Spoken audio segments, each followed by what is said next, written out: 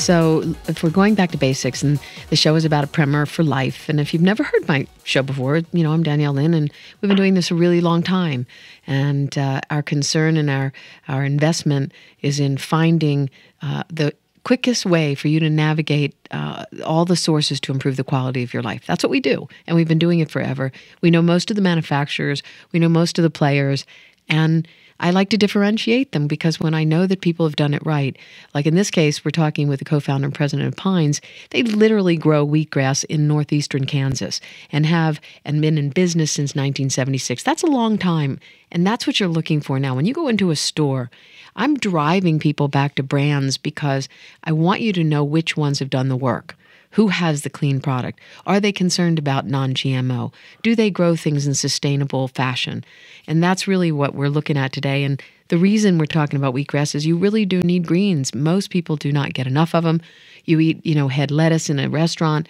It's got mostly water. And really, at the end of the day, if we are seeing that the intestinal problems, the digestive problems, colon problems, all of this has a lot to do with the consumption of enough greens. And I know that you, just like me, it's hard to do that, especially like for me, I'm on the road traveling a lot. Today, we're going to talk about wheatgrass. You may be drinking wheatgrass. You may be an avid fan of wheatgrass, but do you really know the history behind it? So Ron Seibel is with us. He is the co-founder and president of Pines. Now, if you don't know Pines, gosh, I've been on the air almost 30 years. The industry of the natural products world was just being founded, and there were many of us pioneering concepts and ideas. And one idea that really came to the forefront by this gentleman and his partner was the idea of going green.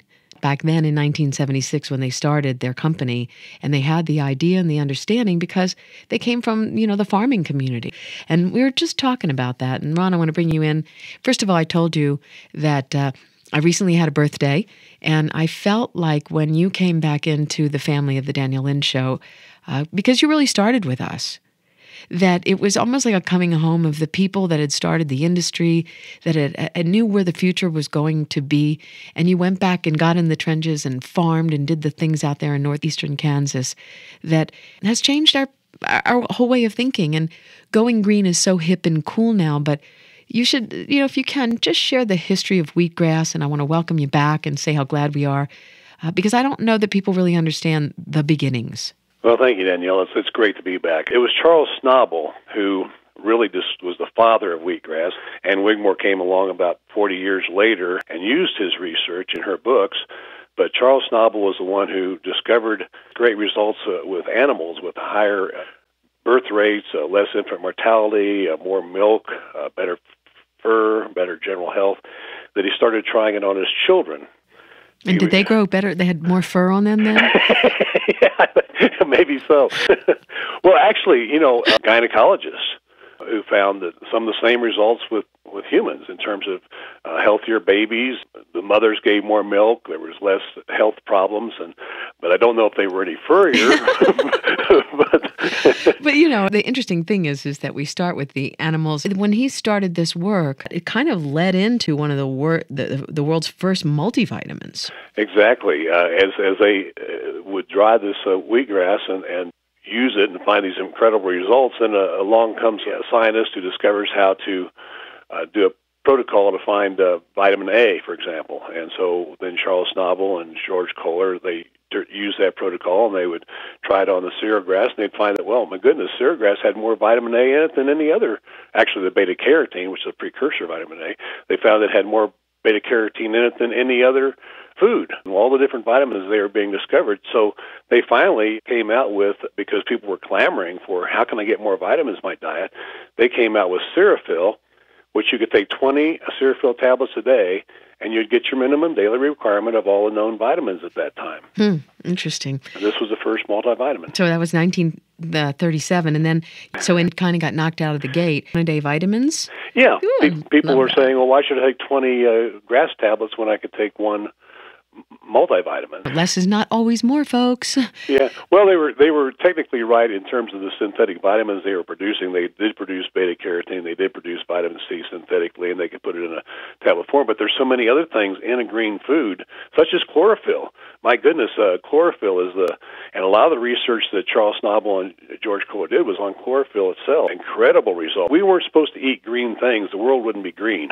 Yeah, we should be actually called the green planet instead of the blue planet. No. We need to go green, and this is what's so exciting about this time together, because you got me, I can remember, like, I carried around my pines forever. And then I have to be honest with you, I kind of like stopped. And my girlfriend's husband, I called him my brother and sister, and he was saying to me about, maybe last year, he said, the best thing you ever showed me was pines. Like, he never did anything else that I ever talked to him about. And I remembered, and I thought, yeah, like, what was I thinking? I think that wheatgrass juice became very vogue, and we're going to talk about that because people started growing it, and I never liked it. It just never resonated in my body, so I kind of put wheatgrass on the back burner. So as you are with us listening, Ron Seibel is the master. This is the one that can tell you what you really need to know. And if you've been taking wheatgrass or you're not taking it, you're going to find out why you should, and a particular kind, because what we're looking at is ingredients. The raw ingredients in products that you choose off of the shelf. Are you really getting what you expect? Are you really getting the nutrients that you deserve for the money that you spend? And what will it do? Like, by taking this particular kind of wheatgrass ingredient, what will it actually do for you? So when you leave this program, you say to yourself, you know what, that works for me. So, I have to say that this is such a thrill for me. When you love, I love this guy that's on the air, because this is what the natural products industry is really about. It's how it started, the founders, people walking, with dreams in their hands and vision for a time to come. And when you get to hear from somebody who was really in the trenches, and with history going back to an ingredient from 1925, and of course before people even understood the point of wheatgrass, or some of these Sarah grasses that you're going to hear about. And when did it all start, where pines and your research and everything started to form, where we could find it as a product not right off the farm, but right in our hands? Xerophil by 1976 had pretty well gone off the shelf. There's a few pharmacies that still carried it, but they were still using the message that this was a multivitamin. And I was looking at it more as a food, as a way to get more dark green leafy vegetation in the diet. And so did some computations and figured that 7 tablets was equal to a serving, a dinner-sized plate serving of spinach. Actually, it actually had more chlorophyll in it and more beta-carotene than a 50-gram serving of spinach, which would fill the dinner plate. So we just took that 7 tablets. This is a serving of a dark green leafy vegetable. If you don't get enough vegetables with your meal, if you're eating the standard American diet, take 7 tablets with it, or a teaspoon of powder mixed in with some kind of juice or something with your meal. The USDA came along a few years later and said that vegetables were the top thing on the food pyramid, and we needed to have 3 to 5 servings a day. And now with their new food plate, they're up to, I think, as many as 7 to 9 servings of fruits and vegetables a day, and mostly vegetables, and not just any kind of vegetable, dark green vegetables, not head lettuce, leaf lettuce, has some chlorophyll in it, but not as strong a chlorophyll content as the Pines wheatgrass, which is harvested at a very special time. To explain the benefit of the chlorophyll, what will chlorophyll do for the body? Grasses are mammal food.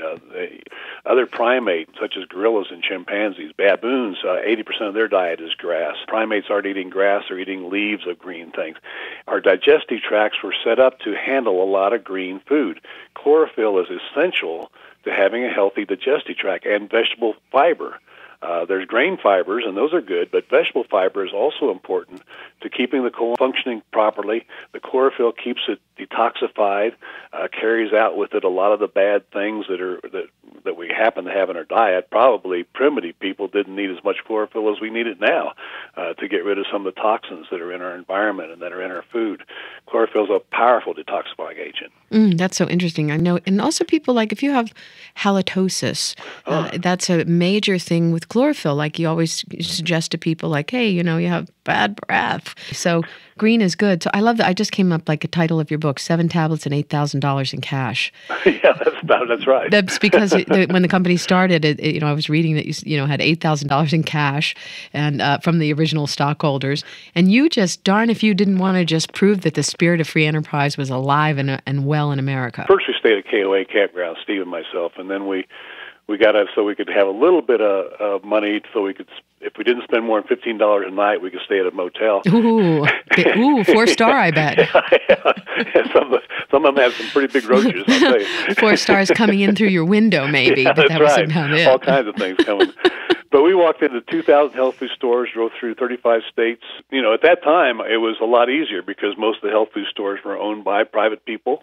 We'd walk right into the store and talk to the store owner and say, tell them your pitch, and they would buy 6 or 7 bottles, put it on the shelf, and then we could go, we'd get it to maybe 15, 20 stores in the area. We could go to a distributor who, again, were privately owned and tell them that we had 20 stores in the area that carried Pines Wheatgrass, and they would supply the stores. And so I probably... Yeah, you met me in the early days of when everything was really pioneering. There was, now, I guess maybe there was maybe a couple thousand people that would come to the trade event. Now the last one, we had 53,000 there. Right. Remember, it was crazy.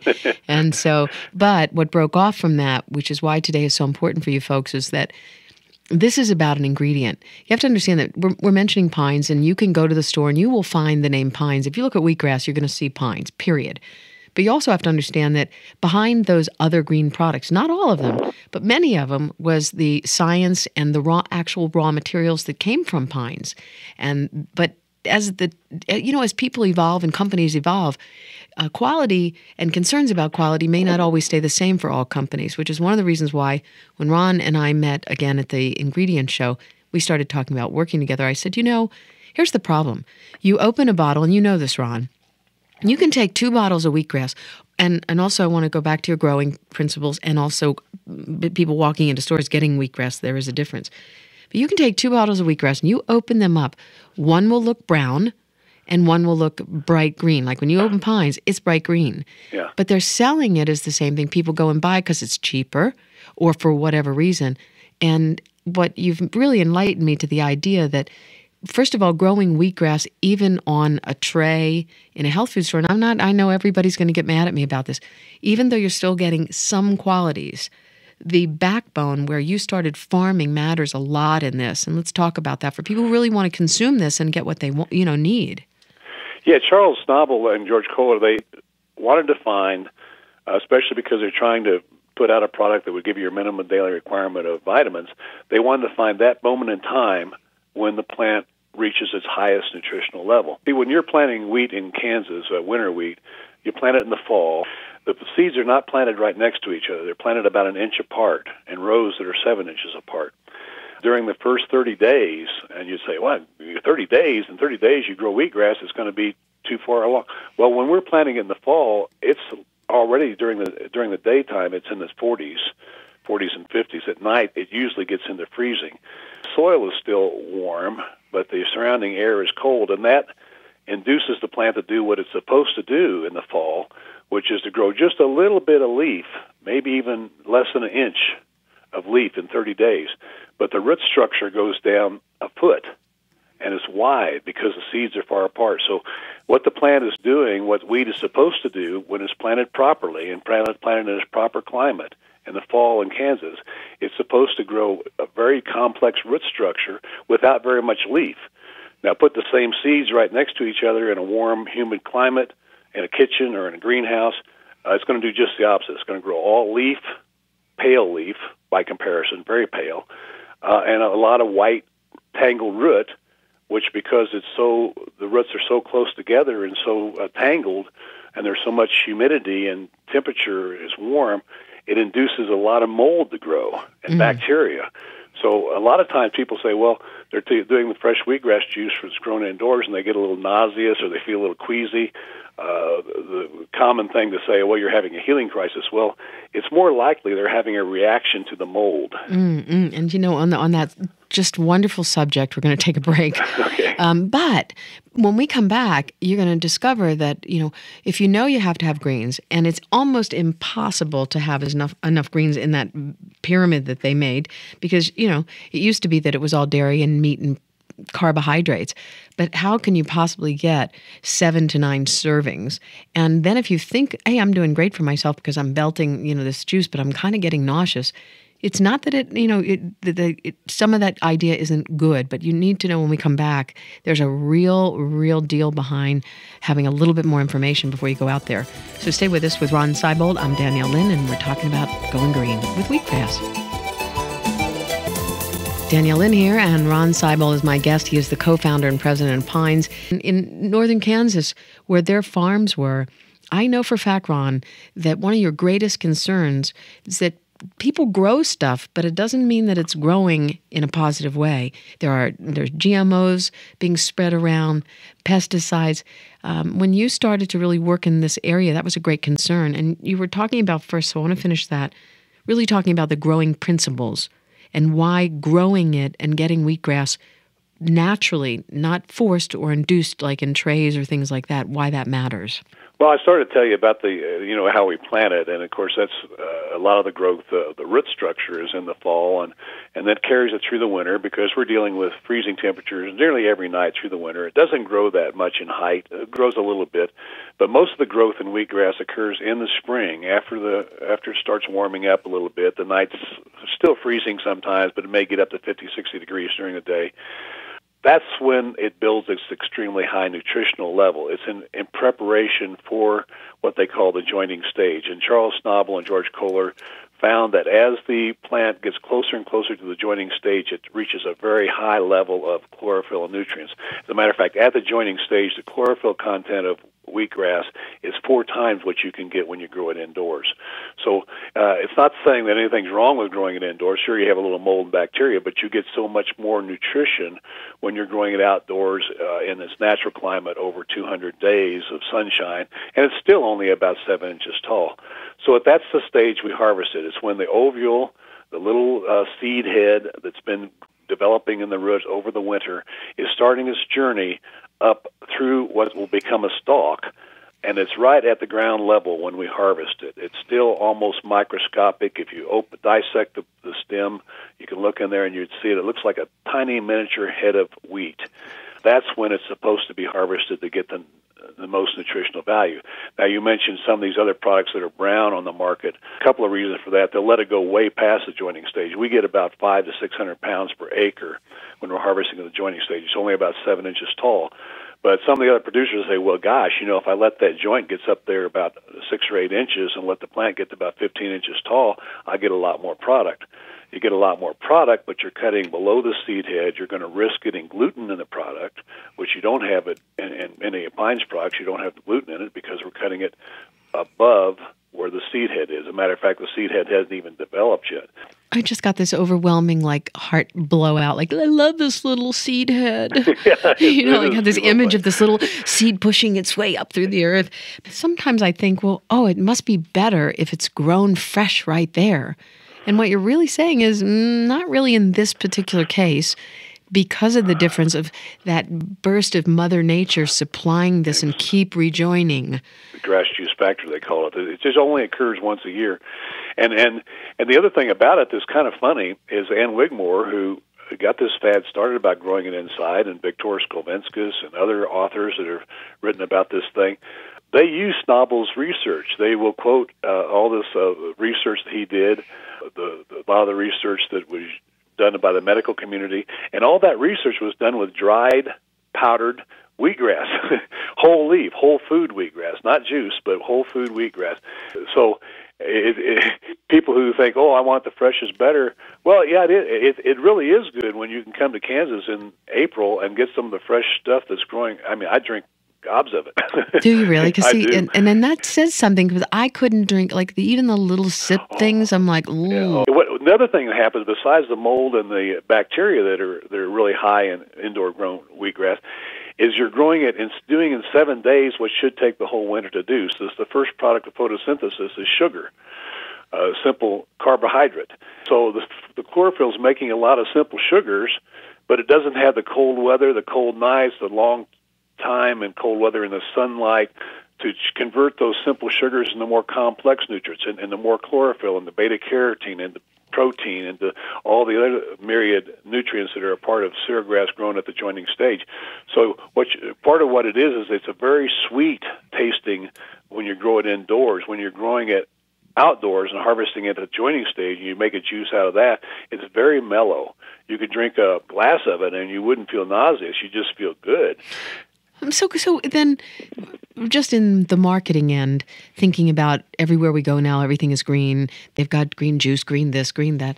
Then if it was translated, so if somebody got the Pines powder, where you want to make a juice, and instead of going out and buying, and I know you guys who grow wheatgrass are going to just pound on me, and I'll probably get emails, and I'm not trying to be negative at all, because there is value there. Sure. You're just saying, and I think it's true that a lot of people grow things and they're not conscious of the bacteria and the mold, but does Pines come in a tablet and powder, and that like someone can go put the powder in, and like if you did use the powder, what would you use versus the 7 tablets? Yeah, you could mix it with water or juice or make a smoothie. A lot of people who make protein drinks and things in the morning will put in a couple teaspoons of the Pines wheatgrass powder.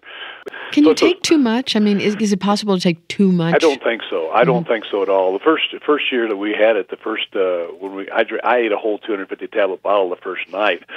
You know what? That was after the trade show, because I remember seeing you thinking you looked green. Yeah, I did. Well, I have a lot of times during the harvest, I'll walk into a filling station. I don't even realize I've been out in the field. I grab handfuls of wheat and I'll be chewing on it, and I just have this green all around my mouth, and people think I'm like maybe the Hulk or something. It's one of the reasons why most people aren't friends with you anymore, just in case you haven't noticed. But I don't have bad breath. So the idea is you got to have it from the source. Is there I was looking you up, and I found this website that said the wheatgrass.com, how like original. But where's the best place if somebody's listening to the show or they're running out and they want to find more? Well, most natural food stores should have Pines wheatgrass. We supply a lot of companies.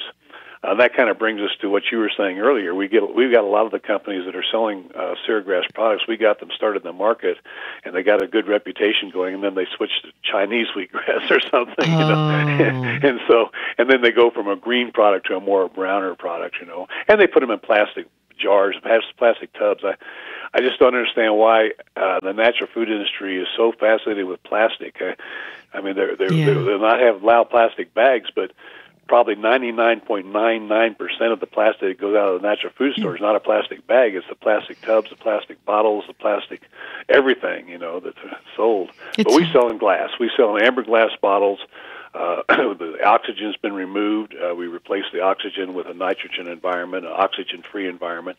So from the time that we package a product to the time the customer opens the bottle, and there's a special seal on our metal lid, there's no oxygen in that product. So there's no deterioration that can occur between the time it's packaged and the time you open the bottle. And I agree with you 100%, and I'm so proud that you stuck with the glass and did that, because it's not easy and it's heavy. You have to pay more in shipping, all that stuff, but it's the right thing to do. Yeah. Well, we want quality, and that's why we harvest at the joining stage. We don't wait. That's why as soon as we dry it, we put it in cold storage. We leave it there until we put it in the amber glass oxygen-free bottles. When the consumer opens that bottle, we want them to get the freshest, most potent, concentrated product possible, and that's always been our mission and continues to be. And we got a lot of competitors who look at wheatgrass as being a commodity. We don't look at it as a commodity. I mean, you can produce some really brown-looking stuff and call it wheatgrass, but what we're concerned with is getting as much chlorophyll and beta-carotene and green food nutrients in people's bodies as possible. And, you're talking about the juice. You can certainly, drinking wheatgrass juice that you're growing inside is great, but you've got to do a lot of it. I mean, 7 tablets would be equal to about 3 shots of wheatgrass juice, and we're saying people ought to do about 20 tablets a day to get 3 servings of a dark green vegetable. Well, you'd have to do an awful lot of wheatgrass shots to get that much chlorophyll and beta-carotene in your system. But the advantage of getting a lot of chlorophyll, roughage, chlorophyll-rich fibrous material into the colon is because that's the way the colons were designed to work. They were designed to have a lot of fiber, were designed to have a lot of chlorophyll, to detoxify, to cleanse, to keep our bowels moving as they should. When you can start doing more chlorophyll-rich foods in your diet, and even people who do a lot of salads and stuff, they notice that they get some benefits out of wheatgrass that they don't get out of other vegetables. Let me ask you about the allergies again. I brought that up earlier with the gluten. So the way you harvest it, with other wheatgrass, they could be getting gluten in it. So if you're gluten-free or you're sensitive or you're celiac, celiac, big deal to pay attention to. The other is just if you think like, "Ooh, I'm allergic to wheat," any problem again? No, not with pines. With pines wheatgrass, I can guarantee, and we even test it frequently to double check, but we cut way above the joint, and it's a joint that contains the gluten, and it doesn't at the stage we cut. The joint doesn't really have much gluten in it at all. Companies out to compete with us, and they want to put out a lot less expensive product. They'll wait another week or two after the jointing stage when the joint.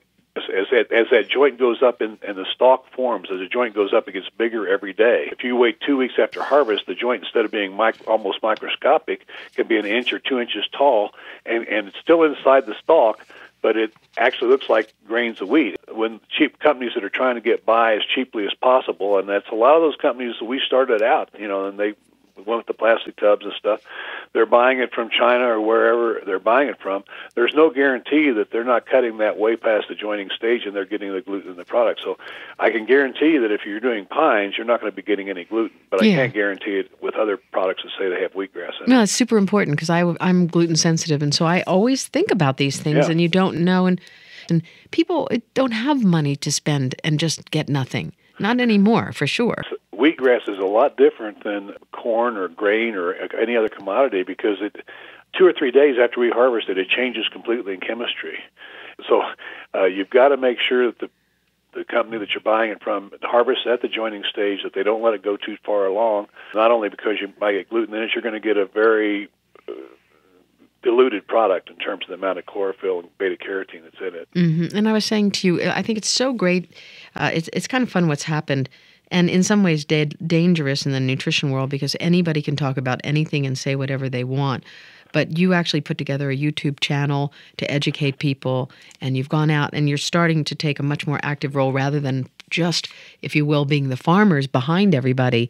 You finally have taken a role where you've said, we've got to declare that the quality is in question, and we've got to stand behind that. And if nobody else is going to do it, we're going to do it. And so from farmers, you've come out to say, wait a second, you've got to look out for these GMOs. You've got to look out for things that are concerning people. If you go to our website, wheatgrass.com, you can find a link there to our Facebook page. And our Facebook page is dedicated to organic farming issues and GMO issues. That's all. We're not really promoting our product there. We're just promoting getting GMOs labeled, hopefully getting them out of our food supply entirely. GMO, they say, well, this is supposed to be a way to feed the world. No, it's a way to sell more herbicides and pesticides, and then they're coming up with a new GMO now that's not only tolerant to glyphosate, which is Roundup, it's also going to be tolerant to 2,4-D, which is a component of Agent Orange. The GMO is not to make the food better, it's to make it so the food can grow in the middle of a lot of pesticides and herbicides, and that's getting in your food. Yeah, say what GMOs are, because not everybody knows what GMO means. Genetically modified organisms, and the promise of GMO, what they say, we can make GMOs that are drought resistant, we can make GMOs that have more protein. They don't do that. They make GMOs that are tolerant of herbicides and pesticides, or that make their own pesticides. So all that's happened with this GMO since it's come on the market is the amount of pesticide residue in GMO products and most food products has skyrocketed. Roundup, 2,4-D, atrazine, malathion, BT, all this stuff is in the food we're eating unless it's organic. Now, if it's organic, and I say that about pines too, we were the first organic green food product. We sat on the committees in Kansas in 1982 and established the organic standards for Kansas that became one of the models for the federal standards. We have 100% of our land is organic. We've always been organic. Well, we went from this like subtle, peaceful. Now we're warriors. We're going out for the fight. Come to our Facebook page and join our conversation there. We're really trying to do a lot to get people educated on GMOs, on organic farming. I love it. And you know what? We got to take a run out the door now. But Ron Seibold, you are terrific, and congratulations on holding integrity for so many years. And if you want to find pines, you can go over to any natural product store, pretty much, and just ask for it if it's not there. But just demand the best, and you'll get the best. And bless you for keeping up. And thank you so much for being with us. Well, thank you, Danielle.